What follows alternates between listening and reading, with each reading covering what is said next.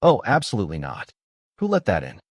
Elaine Hawthorne's voice cut through the Meadowbrook terrace like a blade. Her eyes were locked on a black woman seated quietly by the window, dressed in jeans and a blazer. "Babe, take a look," she sneered. "We've got another one of those handout cases thinking she can dine with the members." Her laughter was sharp, almost cruel. "What's next? Swiping food stamps at the buffet?" Ethan didn't pause. He grabbed a chocolate croissant and hurled it like a pitcher on the mound. It hit its mark with a sickening splat, pastry and chocolate bursting across the woman's hair. Elaine shrieked with glee. "Yes, Ethan," she clapped. "That's what happens when garbage forgets where it belongs." The woman didn't flinch. She stayed completely still, chocolate trailing down her neck. She didn't even turn to look. Graham Hawthorne stood abruptly, his voice slicing through the chatter. "You, leave now, or I'll have you arrested for trespassing." "I was invited," the woman replied, her voice barely above a whisper. "Like hell you were," he shot back. "Have you ever witnessed someone tear down another human being with a single mocking laugh?" Meadowbrook Country Club sprawled over 47 acres of manicured Connecticut prestige. Lawns so pristine they demanded a six-figure irrigation system and a team of groundskeepers. Towering oaks lined the entrance, while Bentleys and Maseratis circled the valet stand.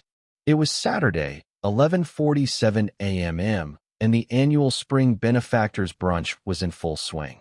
Inside, crystal chandeliers sparkled overhead. Oil portraits of the original founders, all old, all white, all long gone, hung in gilded frames on the walls.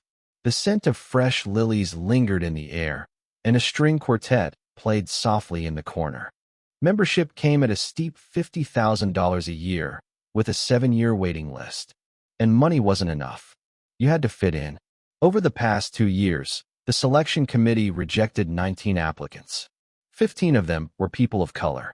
Servers in crisp uniforms moved silently through the room, most of them black or Latino, their eyes fixed downward. They had learned how to be invisible here. This was where Connecticut's elite made their power moves. Deals were sealed, family alliances forged, futures shaped.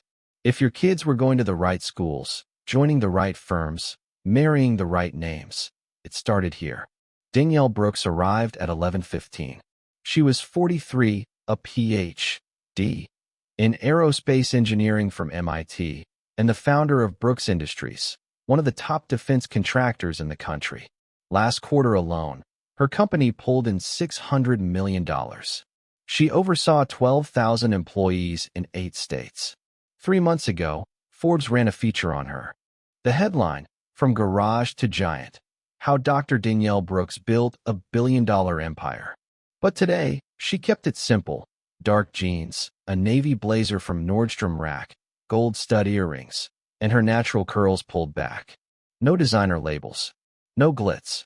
She came not as a CEO, not as a benefactor, but as a quiet observer. Calvin Mercer, Meadowbrook's president, had invited her personally. He wanted Brooks Industries to fund a $5 million STEM initiative over 3 years. The club would get prestige and press. Danielle had only one request. She wanted to see what the culture was really like, not the brochure version. She chose a table in the corner, kept her head down, looked like someone's assistant who had wandered in by accident. Her phone was in her pocket, voice recorder already rolling. She had learned, document everything. Every look, every condescending comment, every moment someone's mask slipped. She was reviewing financial reports when it happened. Now, chocolate streaked her curls. Her confidential paperwork soaked and stained. Across the terrace, Elaine Hawthorne was still laughing. The Hawthorne sat 3 tables over, prime spot, best view of the greens. Elaine, 45, with aggressively blonde highlights and too much Botox, called herself a luxury lifestyle influencer on Instagram. 47,000 followers, daily posts of designer bags, Range Rovers, and champagne toasts in the Hamptons. Every caption, blessed, grateful, living my best life. She chaired the Ladies' Auxiliary Committee. That meant she ran the social calendar, decided who was invited, and, more importantly, who wasn't. 2 years back, she blocked 3 families of color from joining the club. Her reasons? Cultural fit, traditional values, and preserving community character. Her husband, Graham Hawthorne, 52, came from old money. His grandfather founded Hawthorne Properties in 1958. Now Graham ran the empire. $890 million in real estate across office parks, malls, and luxury housing. He was good at one thing: inheriting. For the past 6 months, Graham had been chasing the biggest deal of his life. Brooks Industries was building a new headquarters, 15 buildings, 3,000 employees, a $1.5 billion contract. Hawthorne Properties was a finalist. Decision day was Monday, just 48 hours away. He had no idea his son had just assaulted the CEO of the company that held his future in her hands. Neither did Elaine. Nobody in that room did. Ethan Hawthorne, 12 years old, expelled from 2 elite academies for bullying, was now on his 3rd, admitted only after a donation funded a new library. He had never heard the word no. His parents always bailed him out, always shielded him from consequences. He absorbed everything they modeled: arrogance, cruelty, and the belief that status determined worth. Danielle sat frozen, chocolate soaked into her collar. She reached for her napkin with trembling fingers. Her breath was steady, but her hands betrayed her. Leonard, the club manager, stood at the far end by the kitchen. He was 53, black, and had worked at Meadowbrook for 3 decades. He had seen it all, heard it all, and kept quiet. He had kids in college, bills to pay. He watched Danielle wipe chocolate from her hair, his fists clenched at his sides. But he didn't move. At table 7, an elderly woman began to rise. Evelyn, 72. Her husband grabbed her wrist and tugged her back into her seat. He shook his head. She sat. Everyone sat. Everyone watched. No one stepped in. Danielle folded her napkin with care. Chocolate stained the once white fabric. She inhaled slowly, then began gathering her papers. Each motion slow, precise, as if she were disarming a bomb. Water had soaked the pages.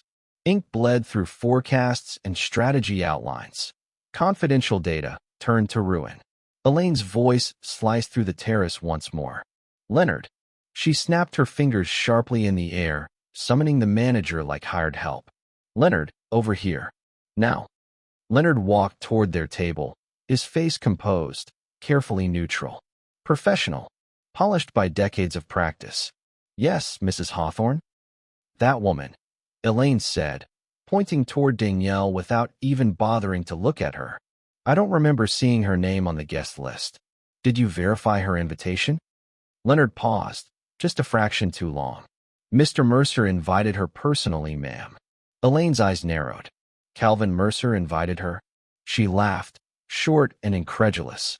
That's adorable. He knows our standards.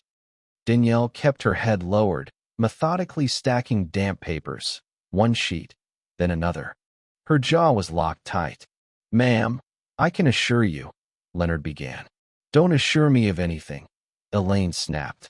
She pushed back her chair and stood so abruptly that it scraped loudly against the marble floor, the sound echoing across the terrace.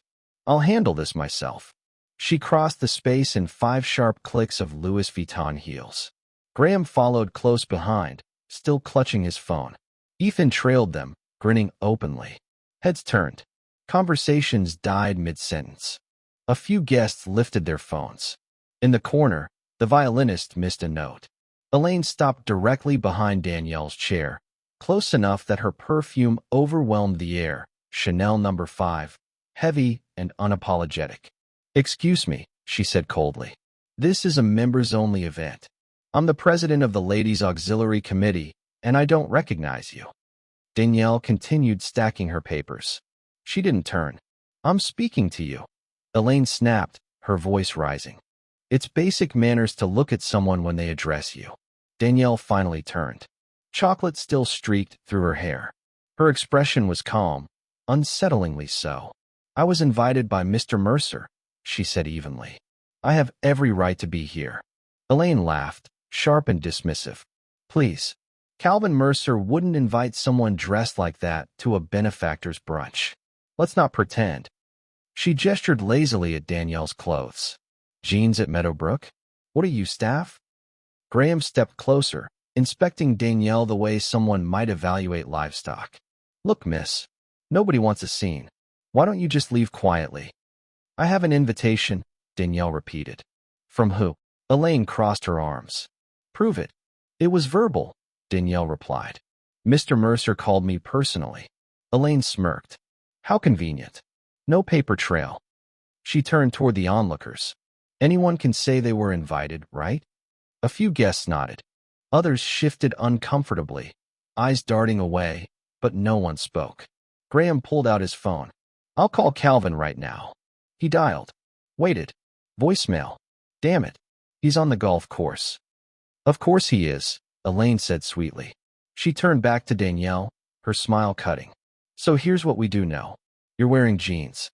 You're rifling through corporate documents that clearly don't belong to you. She reached across the table and snatched a page from Danielle's stack, holding it up to the light. Her eyes skimmed the header. Brooks Industries.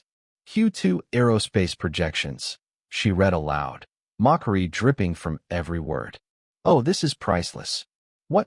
Did you steal these from some office? Corporate espionage? Danielle rose slowly. She stood 3 inches taller than Elaine. That document is confidential, she said firmly. I need it back. Elaine raised an eyebrow. Or what? She lifted the page higher. You'll call your lawyer, sweetheart? Lawyers cost money. Then she ripped the paper in half. And then in half again. The fragments floated to the floor like falling snow. Oops. The terrace went dead silent. Even the violins stopped. Danielle's hands curled into fists at her sides. Her breathing stayed controlled. In through the nose. Out through the mouth. Her therapist's voice echoed in her head. Don't let them see you break. You just destroyed corporate property, Danielle said calmly. Graham laughed. Lady, I don't know which office you clean, but those papers probably belong to your boss, not you. He stepped closer, close enough for Danielle to smell bourbon on his breath. Let me guess. You're someone's secretary, here to fetch documents? Or catering staff, Elaine chimed in. Uniform rooms through the kitchen, honey. Laughter rippled through nearby tables. Not everyone joined in, but enough. Danielle bent down to collect the torn pieces. Her hands were shaking now. Visibly. Ethan noticed. He lunged forward and kicked her briefcase hard. It toppled. Papers scattered. Pens rolled. A tablet clattered against the marble floor. Ethan, Elaine laughed. Stop that. She was still smiling. You'll scuff your shoes. Danielle knelt on the floor, gathering documents on her hands and knees. Chocolate dripped from her hair onto the marble, onto a red leather folder. A USB drive. Government-sealed contracts. Graham watched her crawl, disgust and amusement blending on his face. Look, sweetheart. I don't know what diversity program landed you here, but Meadowbrook is a private club. We have standards. We have traditions. He said diversity like it tasted foul.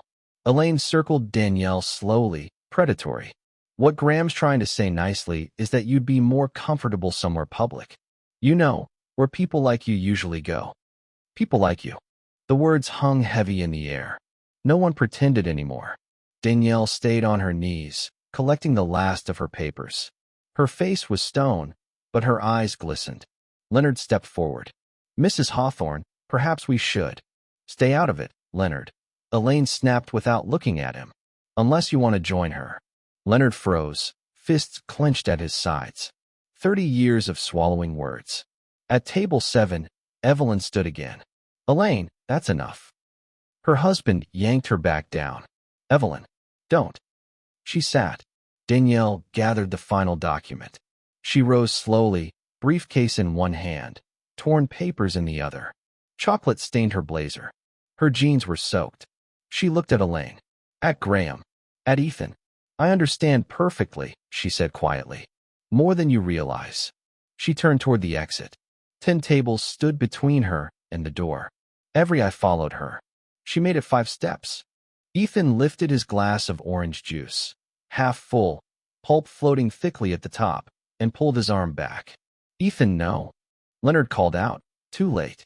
The glass of juice hit Danielle squarely between the shoulders. Cold orange liquid soaked into the fabric of her blazer, pulp sliding down her back like a second insult. Elaine burst into laughter, loud, uncontrollable, theatrical. She bent forward, holding her stomach, gasping between shrieks. "Oh my God, Ethan," she howled. Graham reached across the table and high-fived his son. "That's my boy," he grinned. "That's my boy." Some parents chuckled. Others just shook their heads and looked away. But no one said a word. Danielle didn't move. She stopped mid-step, standing perfectly still. Juice dripped from her jacket, pooling around her heels. She didn't turn around, didn't speak, just breathed. Slowly, deeply, her shoulders rising and falling. Then she reached into her pocket and pulled out her phone. The screen was already glowing. The recorder had been running for 23 minutes. She pressed stop, saved the file, then turned. Her face was calm, too calm, the kind that made the room colder. She looked at Elaine, at Graham, at Ethan, then at every silent witness surrounding them. "I'm leaving now," she said. Her voice was steady, clear, cutting through the air like a scalpel. "But I'll be in touch." Elaine waved her off with a smirk. "Oh, we're terrified." She looked over her shoulder. "Leonard, get security. I want her escorted out. Properly." "That won't be necessary," Danielle replied, her eyes locked on Graham. "I know the way." And with that, she turned. Juice and chocolate trailed behind her, leaving stains on the pristine marble. Her heels clicked in slow, deliberate rhythm. Not hurried, not afraid. At the door, she paused, turned her head back. "See you Monday, Mr. Hawthorne." Graham blinked. "Monday? Lady, I don't even know who you are." Danielle's lips curved into a thin, cold smile that didn't reach her eyes. "You will." Then she walked out. Elaine erupted with fresh laughter. Did she just threaten us? Did everyone hear that? She pulled out her phone, already typing furiously. "This is so going on Instagram." She uploaded a photo taken from behind, Danielle walking away, orange juice staining her back. She added bold white text, "When random people crash your event and start making threats." Hashtags followed. Hashtag Meadowbrook Standards, hashtag Private Club Life, hashtag Know Your Place stickers, laughing emojis, and a gif of someone being kicked out. She hit share. Within 10 minutes, the story had 400 views. By 30 minutes, 3,000. Comments started pouring in. "OMG, who even was that? You're so brave, Elaine. Thanks for protecting your space." But then other messages appeared. "This feels wrong. What if she was invited? Why are you mocking her?" Elaine deleted the critical ones. Blocked 2 users. Kept scrolling. Then one comment made her pause. "Wait, is that Danielle Brooks? She spoke at my university. She's a CEO." Elaine froze. She screenshotted it and sent it to Graham with 3 laughing emojis. He didn't reply. 64 minutes after Danielle left, Graham's phone rang. "Calvin Mercer, club president." Graham answered brightly. "Cal, how's the back 9? "Graham," Calvin's voice was clipped, tight. "I just got 6 texts about something that happened at brunch. What the hell is going on?" "Oh, that." Graham laughed nervously. "It was nothing. Just some woman crashing the event. Elaine dealt with it. No big deal." "Some woman?" Calvin's voice rose sharply. "Graham, who was she? What did she look like?" Graham shrugged. "I don't know. Black woman. Jeans. Definitely didn't belong. Claimed you invited her, but..." "Oh God." Calvin's breathing was suddenly audible. "Oh God. Graham, what did you do?" "What?" "We asked her to leave. She had some corporate paperwork, probably stolen or something.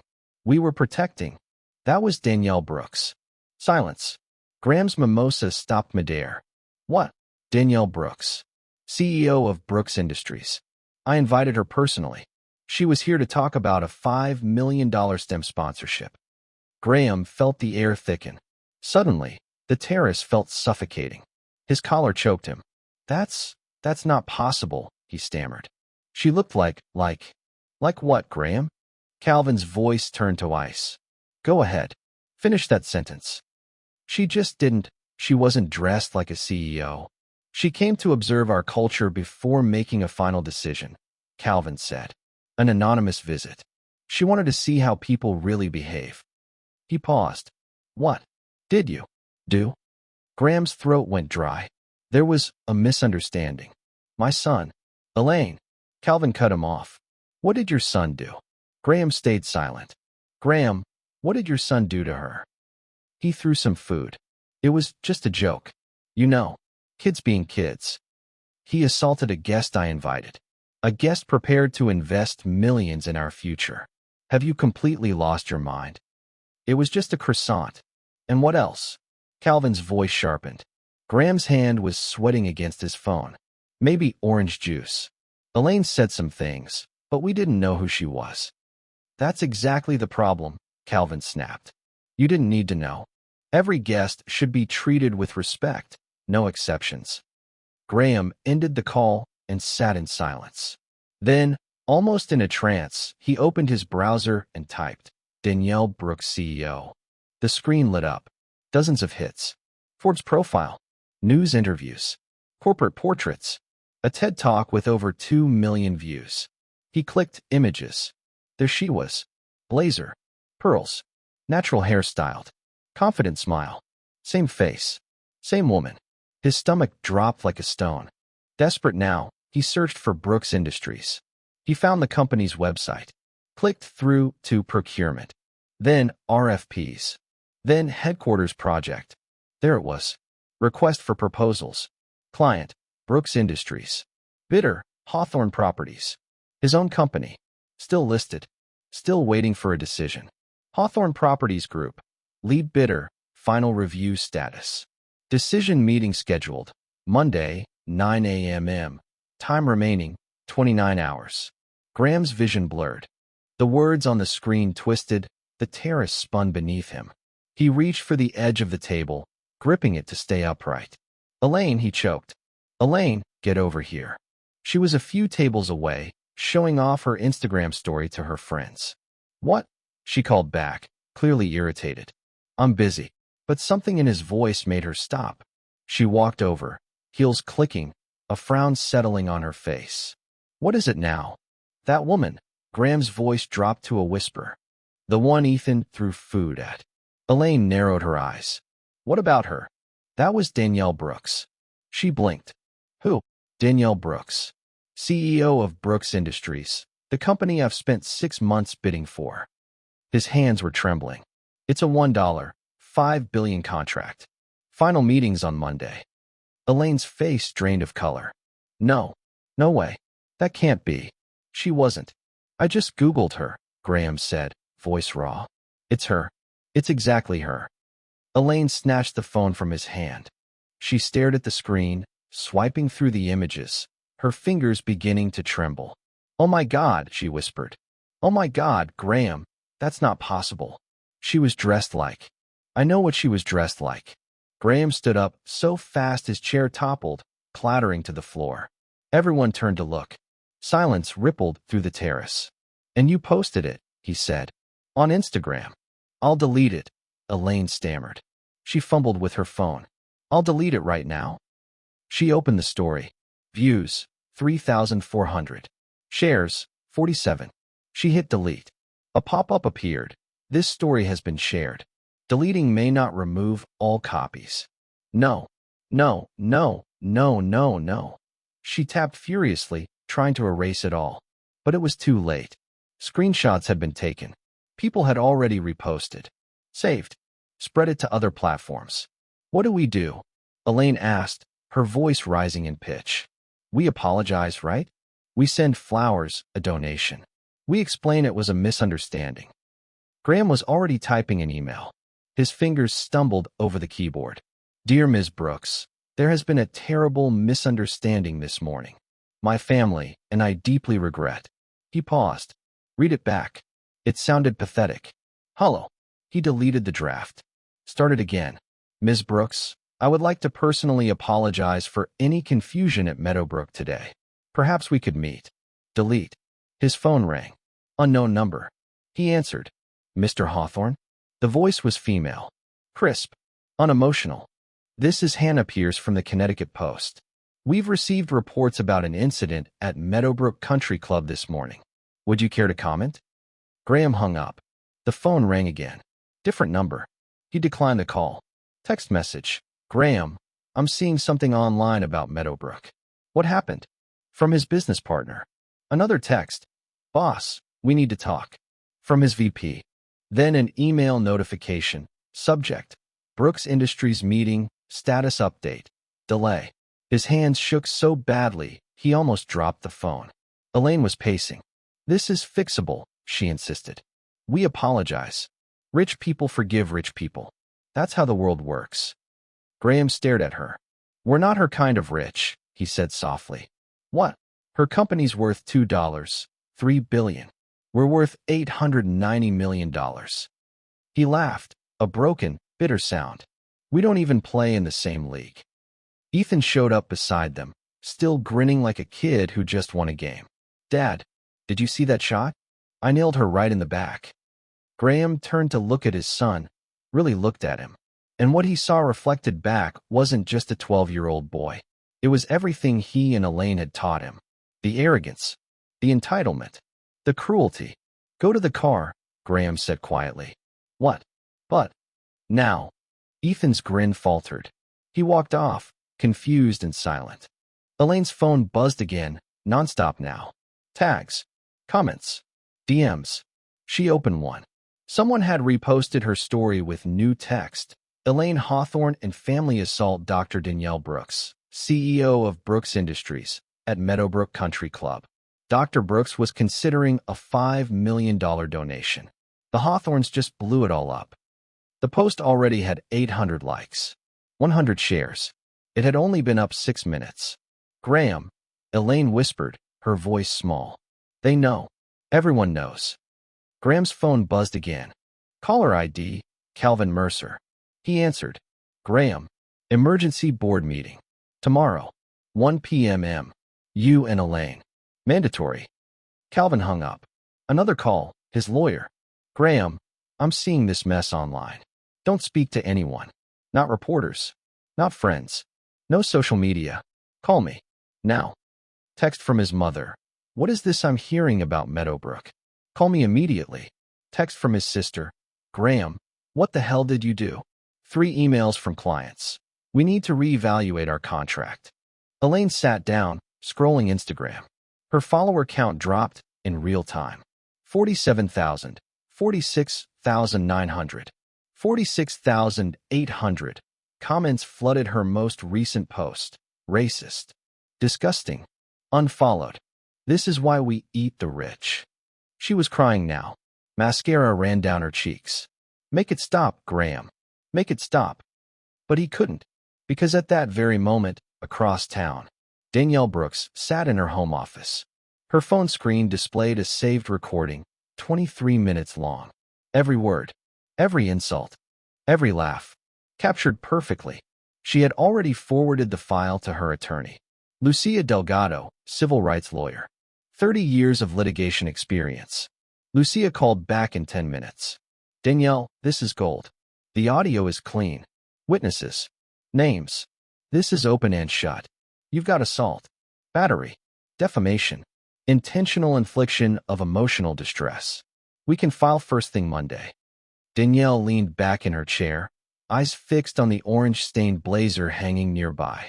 Her fingers brushed her hair, still stiff with dried chocolate. What about criminal charges? She asked quietly. Possible, Lucia said. The DA will review. The kid's age complicates it, but the parents are responsible for supervision. And under Connecticut law, you've got a case. She hesitated. How far do you want to go? Danielle looked down at the USB drive on her desk. Contracts, plans, proposals, years of work. She looked back at her ruined blazer. All of it, she said. I want all of it. There was a pause. Then Lucia's voice returned, smiling. Good. Because I just got off the phone with the NAACP. They want to file a class action against Meadowbrook. Lucia's voice was firm. 3 other families of color were denied membership under Elaine's leadership. The evidence is mounting. Across her desk, Danielle pulled up the screenshot of Elaine's now-deleted Instagram story. Someone had forwarded it to her. She stared at it quietly, eyes tracing every word, every emoji. Then, without a word, she forwarded it to her company's PR director. Subject line, prepare a statement. Body, press conference. Monday, 11 a.m. Danielle stood from her desk, walked to the window, and looked out over the glittering skyline. Somewhere out there, the hawthorns were spiraling. Good. Let them spiral. Let them feel the helplessness she felt kneeling on cold marble. Let them taste consequences for once in their lives. She smiled. For the first time since that morning, she truly smiled. Monday morning, 8:45 a.m. Graham Hawthorne stood in the marble lobby of Brooks Industries. 50-foot ceilings stretched above him. Sunlight poured through floor-to-ceiling windows. The air smelled like leather and money. He wore his finest Navy Tom Ford suit, $3,000 tailored to perfection. In his hands, a pristine bouquet of white roses, $200 worth, rushed from a florist who opened early just for him. He had rehearsed the apology 17 times, and still, his hands were sweating. The receptionist, young and poised, glanced up from her desk. Her professionalism was airtight. "Mr. Hawthorne?" "Yes," he said. "I'm here for my 9 a.m. meeting with Ms. Brooks." He placed the flowers gently on the counter. "Would you mind giving her these? With my sincerest apologies." The receptionist didn't flinch. "I'm afraid there's been a schedule change," she said flatly. "Ms. Brooks is unavailable."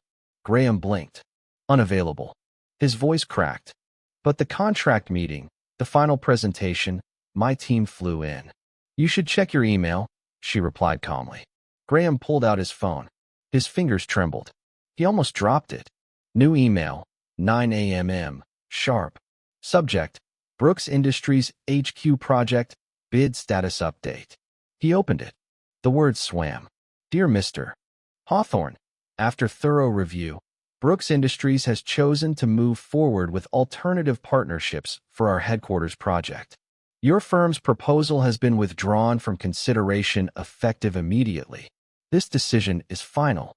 We wish you success in your future endeavors." His phone slipped and hit the marble floor with a loud clatter. $1. 5 billion gone. The receptionist picked it up and handed it back. "Anything else, Mr. Hawthorne?" He couldn't answer. Behind him, the elevator dinged. His project team walked out. 6 people in crisp suits, eyes lit with anticipation. "Graham," his lead architect said, stepping forward. "We're ready." "Conference room?" Graham cut him off. "Go home." "What?" "We lost it," he said, voice hollow. "Go home." They stood frozen, briefcases dangling, mouths slightly open.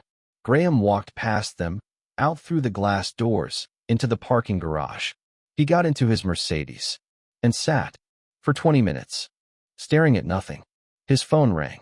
"Elaine, did you fix it?" she said, desperate. "Did you apologize?" "We lost the contract." Silence. "What?"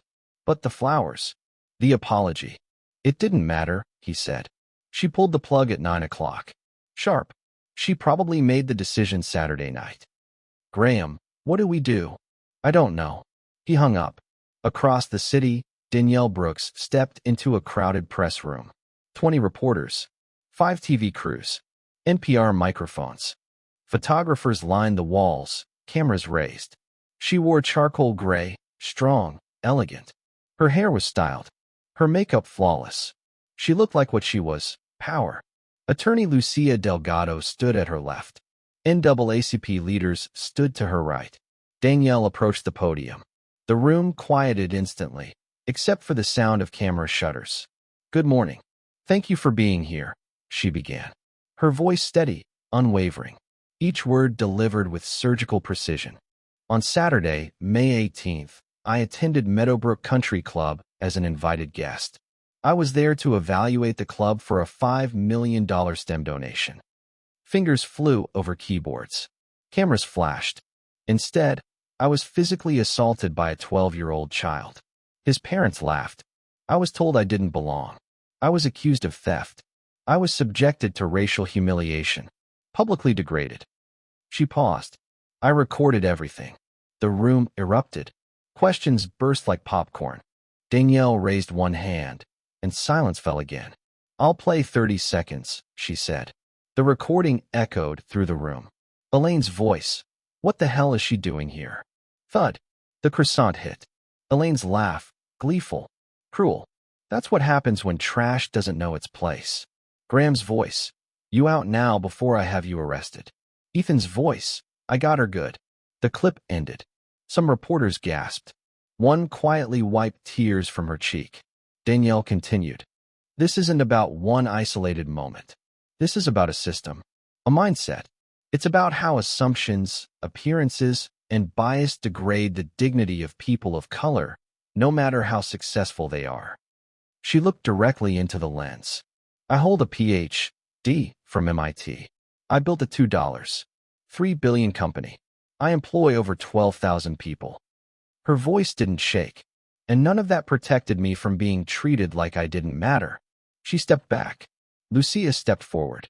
"We are filing a civil suit against the Hawthorne family for assault, battery, defamation, and emotional distress."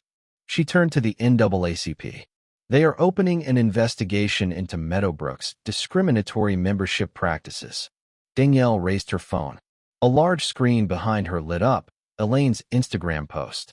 "Mrs. Hawthorne mocked me publicly," she said. She deleted it. But as we all know, the internet doesn't forget. A reporter raised her hand. "Ms. Brooks, your company canceled a $1.5 billion deal with Hawthorne Properties this morning. Is this retaliation?" Danielle didn't blink. "My board made that decision independently. I recused myself due to conflict of interest." She looked directly at the camera. "But I will say this. Brooks Industries partners with organizations that share our values. In business, character matters." Another voice from the crowd. "What do you want?" Danielle stared straight into the lens. "Accountability. Consequences." She paused. "I want people to understand. Money doesn't give you the right to be cruel. Power doesn't excuse prejudice." Danielle stepped away from the podium. "Thank you. No further questions." The room erupted behind her. Reporters shouting, cameras flashing, but Danielle walked out flanked by security, unbothered, unmoved. 10 minutes later, the press conference trended on Twitter. 30 minutes after that, the evening news ran it. By noon, it was everywhere. National headlines. International coverage. Danielle Brooks. The Hawthorne incident. Graham Hawthorne sat in his car, parked in a shadowy corner of the Brooks Industries garage, staring at the building that should have marked the pinnacle of his career. Now it felt like a tombstone. His phone wouldn't stop ringing. Clients, lawyers, his mother, his business partner. He didn't answer any of them. He just sat there, watching the glass facade of the headquarters he would never build. At 2 p.m., his lawyer finally convinced him to release a statement. 3 drafts. Every word scrubbed by legal. Polished. Sanitized. "I deeply regret the misunderstanding that occurred at Meadowbrook Country Club. My family and I offer our sincere apologies to Ms. Brooks. We acted without full information and are committed to learning from this experience." He posted it everywhere. LinkedIn, his company's homepage, emailed it to every client. The internet shredded it within minutes. Misunderstanding? You assaulted her. You're only sorry you got caught. Without full information? You didn't need information to treat her like a human being. Coward. Pathetic. By 3 p.m., his phone was on fire. 3 clients pulled their contracts. $18 million in shopping centers. $12 million in office renovations. Gone. Just like that. Each email read the same. After careful review, we've chosen to explore other partnerships. This decision reflects our commitment to values-based business practices. Values-based. That phrase landed like a punch to the gut. His business partner finally called. "Graham, the board wants you out. Votes on Wednesday." "I built this company." "No," his partner said. "Your grandfather did. And you're burning it down." Click. At 4 p.m., Elaine went live on Instagram. Tears streaked her face. Her makeup was ruined. Her voice cracked. "I made a terrible mistake," she began, sniffling. "I judged someone before I knew them. I'm so sorry." She tried to explain. I'm not a racist. I have black friends. I volunteer. I donate. The comments came instantly. You don't have black friends. You're not sorry. You're exposed. This is who you really are. I'm not racist is what racists always say. Her follower count dropped like an avalanche. 47,000. 43,000. 38,000. Sponsorships bailed. Luxury jewelry. Gone. Designer skincare. Gone. Handbag brand. Terminated. Each message was cold and final. Your recent behavior does not align with our brand values. Effective immediately, we are ending our partnership. She read each one. Her hands trembled. Her breath came in gasps. 5 years of branding. 5 years of staged photos, curated captions, influencer deals worth 6 figures, destroyed in 4 hours. At 5 p.m., the phone rang again. Ethan's school. Mr. and Mrs. Hawthorne, the headmaster said, voice low. After reviewing Saturday's incident and Ethan's prior behavioral issues, the board has decided to terminate his enrollment at Berkshire Academy. You're expelling him? Elaine shrieked. We donated a library. We're refunding your donation, the headmaster replied. Your son's behavior, encouraged by you, represents a liability we can no longer accept. He assaulted a guest. He's 12, but he learned this somewhere. Click. Elaine called 4 other private schools. All said they'd call back. None did. That evening, Meadowbrook's board held an emergency meeting. 12 members. Full attendance. Calvin Mercer sat at the head. He looked pale. Exhausted. We have audio. We have video. We have social media receipts, he said, laying the evidence on the table. The Hawthorns assaulted a guest. A guest I personally invited to discuss a $5 million donation. Board member Claire Bennett spoke up. This isn't just a PR nightmare. It's a moral collapse. The vote was unanimous. The Hawthorns were expelled. Effective immediately. Access revoked. At 7 p.m., a courier delivered the letter. Elaine opened it with trembling fingers. Dear Mr. and Mrs. Hawthorne, the board of directors has voted to permanently revoke your membership at Meadowbrook Country Club, effective immediately. Your behavior constitutes conduct unbecoming of our community values, including assault and racial harassment of an invited guest. Your access has been deactivated. Please collect any personal items from your locker by Friday. The letter slipped from her hands, fluttered to the floor. Her voice came out small, shattered. This was our entire social life. Graham didn't look at her. He just stared at the wall. It's worse than that, he muttered. His phone buzzed. Another email.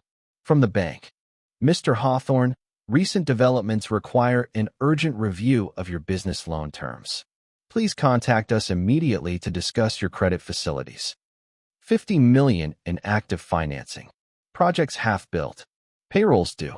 If the bank pulled the plug, it was all over. Elaine turned to him, mascara running in black rivers. What do we do now? Graham laughed.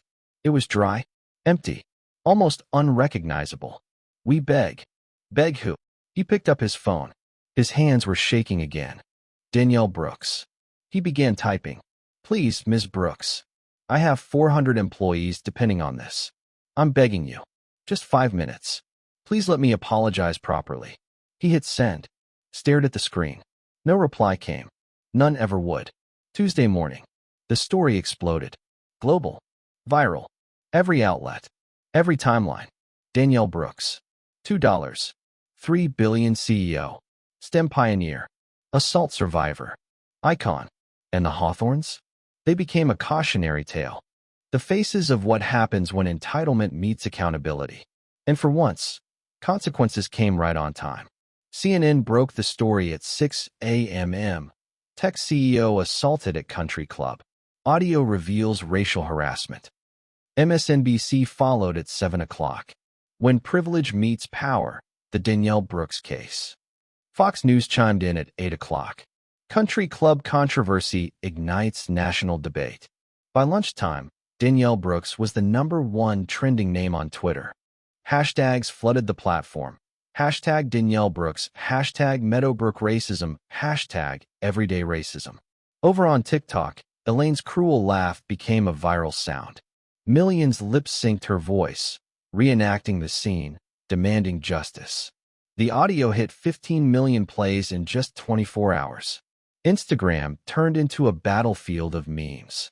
Side-by-side images, Elaine's now-deleted post, mocking Danielle, next to Danielle's Forbes magazine cover. Caption: when you assault a billionaire and don't even know it. Ethan's juice toss, an animated GIF, shared over 200,000 times. Wednesday morning, Danielle appeared on Good Morning America. The host, Michelle Carter, leaned in, empathetic but poised. "Dr. Brooks, take us back to Saturday. What happened?" Danielle's voice was calm, precise. She'd told the story 100 times now. "It didn't get easier. I went to assess the club's culture, to see if they were worthy of a $5 million donation. Within an hour, a child threw food at me. His parents laughed. They told me I didn't belong. They accused me of stealing. And then they had me removed." "You recorded everything?" Michelle asked. "I did. I've learned documenting discrimination is the only protection we have." Michelle's tone softened. "How did it feel?" Danielle's eyes drifted for a second, somewhere distant. "Like, no matter what I accomplish, I'll always be judged by my skin first. My degrees, my resume, they come second, if they count at all." The interview clip exploded, 12 million views. Business schools took notice. Harvard, Stanford, Wharton. The Brooks, Hawthorne case study became a staple in ethics courses. Students debated, was canceling the contract retaliation or accountability? Most said accountability. Thursday, the Connecticut Post dropped a bombshell. Front page headline: a pattern of discrimination at Hawthorne Properties. Reporter Peter Hahn had spoken with 43 people, former employees, rejected tenants, business contacts. Their stories painted a damning picture. A black family, 2022, credit score over 800, $200,000 annual income, rejected. Reason given? Insufficient references. A white family with worse credit? Approved. Same week, a former employee came forward. Graham would scan applications and say, "Not the right fit for our properties." We all knew what that meant. Email evidence backed it up. One message to a property manager: "The Johnson application. I don't think they're Hawthorne material. Find a reason." The Johnsons were black. Another: "Let's prioritize the Anderson family. They'll fit better with our tenant community." The Andersons were white. The feds took notice. A fair housing investigation launched Friday. Systematic discrimination. Possible violations of federal law. Fines in the millions. Criminal charges possible. Meadowbrook wasn't spared either. The NAACP uncovered 3 minority families rejected in the past 2 years. All highly qualified. All turned away for suspicious reasons. Dr. Andrew Bennett, Yale-trained surgeon. $400,000 annual income. Rejected. Reason: membership at capacity. That same month, 2 white families were approved. Sophia Alvarez, federal judge, Harvard law grad. Rejected. Reason: not enough member recommendations. She had 3. The requirement? 2. The Davis family, both attorneys. Kids in elite private schools. Rejected. Reason: cultural fit concerns. That phrase, cultural fit, appeared in 17 rejection letters over 5 years. Every single family denied. Non-white. Former committee members broke their silence in anonymous interviews. Elaine made the calls. She'd glance at photos and decide instantly. She used phrases like traditional character or preserving standards. We all knew what that meant. Wednesday, the NAACP filed a class action lawsuit. $12 million in damages. Federal discrimination charges. A demand for sweeping reform. Meadowbrook's board went into crisis mode. Emergency PR teams. Hired a diversity consultant. Announced mandatory bias training. Pledged to prioritize minority applications. But it was too little. Too late. 47 members resigned in protest. Not because of the discrimination, because of the reforms. One resignation letter leaked online. Meadowbrook has lost its identity. We were built on standards. Now, Those standards are being sacrificed to political correctness. It went viral. The author? Outed. His law firm dropped him immediately. Meanwhile, Danielle's legal team assembled a powerhouse case. Lucia Delgado, civil rights attorney.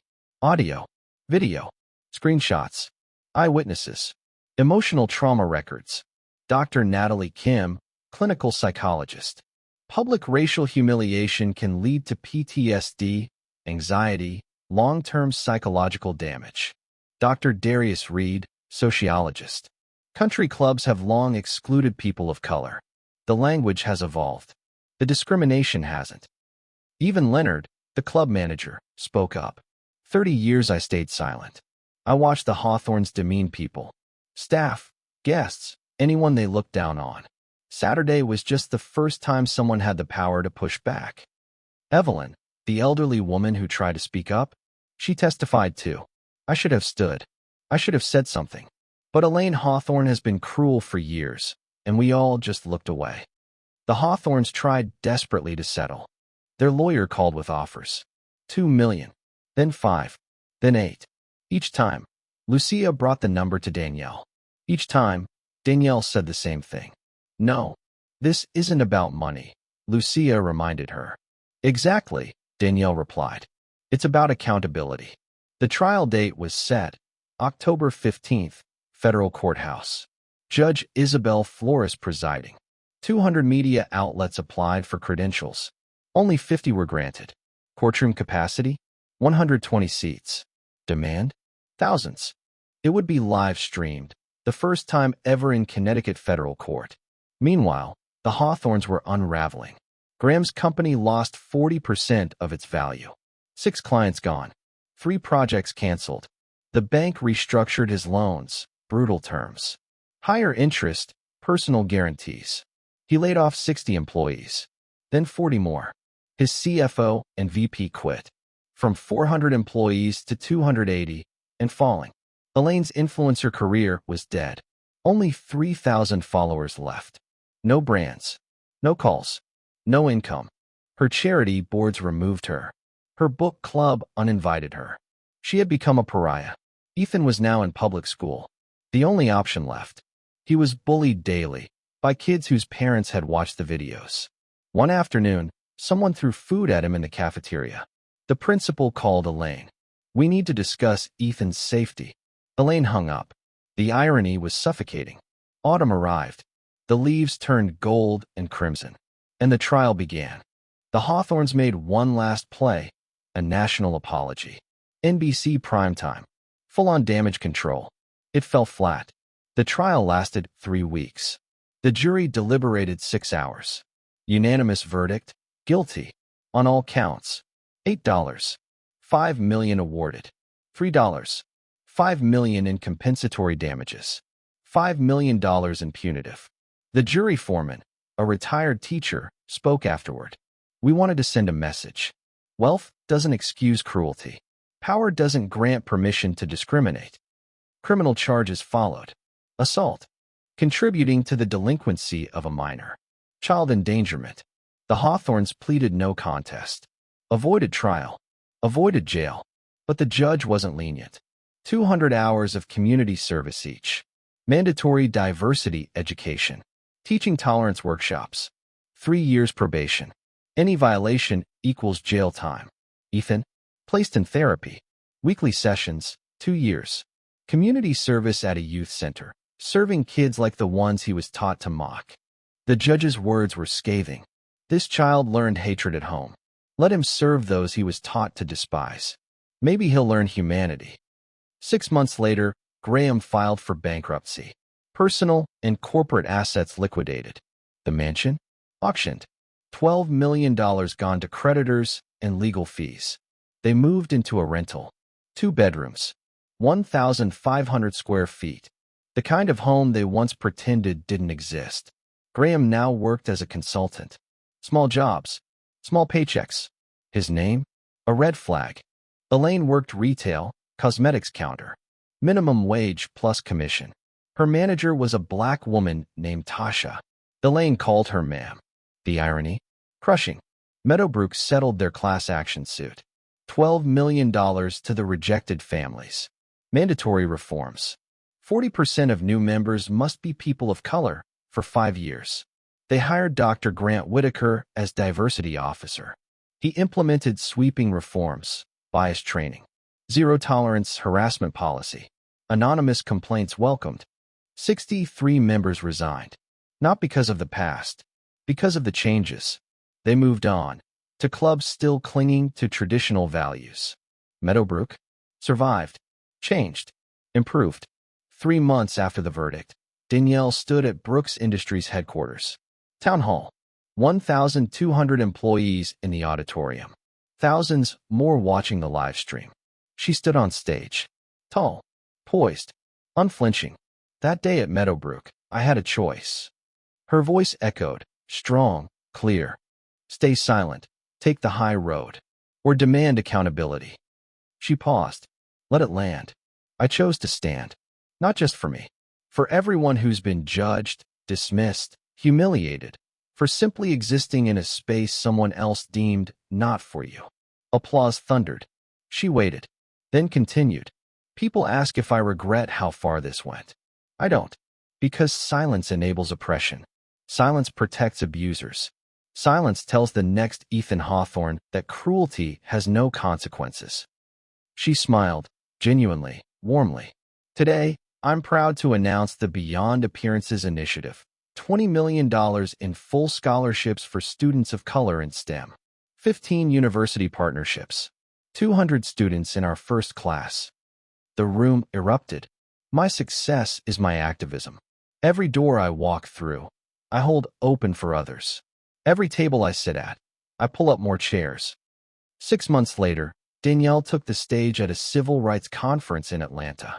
5,000 in attendance. Standing ovation. Before she even spoke, she scanned the crowd. Every color, every background, every story. Here's the truth most people don't want to hear. This story isn't rare. Every single day, people of color are judged by appearance, assumed by skin, dismissed by stereotype. Her voice swelled, passion rising. The difference? I had resources. I could fight back. Most don't. Most walk away quietly. Most carry the wound forever. She leaned forward, gripping the podium. So I'm asking you, when you see it happen, speak up. When you witness discrimination, document it. When you hold power, use it to protect those who don't. The crowd fell silent. Every breath held. Every eye locked on her. Because the Hawthorns aren't the exception. They're the symptom. And until we stop excusing it, until we all choose to call it out, nothing changes. Danielle's face filled the screen. Strong, unapologetic. No more asking for space. No more waiting to be seen. She wasn't seeking permission. She was delivering a reckoning. And this time, the world was finally listening. Thank you for watching. Subscribe me and hit the notification bell to not miss new stories. Bye.